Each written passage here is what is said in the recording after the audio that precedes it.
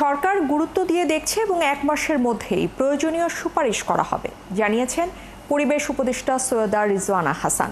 একই সঙ্গে বিএসসি এবং ডিপ্লোমা ডিগ্রিধারীদের আন্দোলন করে জনদুর্ভোগ না করার আহ্বান জানিয়েছেন তিনি।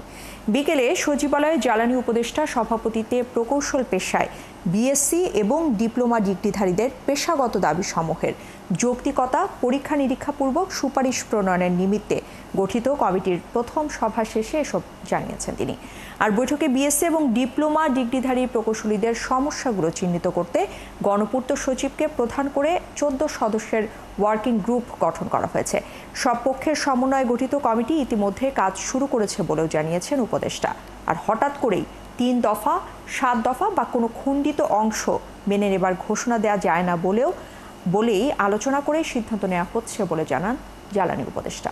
তিনি আরও জানিয়েছেন ওয়ার্কিং কমিটি ছাড়াও শিক্ষার্থীরা চাইলে উপদেষ্টাদের সমন্বয়ে গঠিত কমিটির সাথেও আলোচনায় বসতে পারেন। একদিকে 3 দফা দাবি আছে আর একদিকে 7 দফা দাবি আছে। তো আমরা তো প্রথমে শুনতে হবে, বুঝতে হবে, এটার প্রস এন্ড কনস তো জানতে হবে। আমরা তখন বলতে পারবো না যে একটা ঘোষণা দিতে পারি না যে আমি 3 দফা মেনে নিলাম কিংবা 7 দফা মেনে নিলাম। যে আমরা এটা নিরপেক্ষতার সঙ্গে কারো পক্ষপাতিত্ব না করে আমরা এই সমস্যার একটা ন্যায্য সমাধান খুঁজতে চেষ্টা করব। বিভিন্ন সংস্থা প্রধান যারা আছেন, যে সংস্থাগুলোতে ইঞ্জিনিয়ারদের রিক্রুট করা হয় সেই সংস্থা প্রধানেরা থাকবেন এবং একই সাথে ডিপ্লোমা ইঞ্জিনিয়ারদের থেকেও 3 জন প্রতিনিধি থাকবেন, 4 জন প্রতিনিধি, মোট 14 জনের সমন্বয়ে এটা হবে। এবং এখানে জনপ্রশাসন এবং আইন এই দুটার প্রতিনিধিত্ব থাকবে। যারা ডিপ্লোমা করেছেন তাদের বক্তব্যগুলো আগে শুনবেন।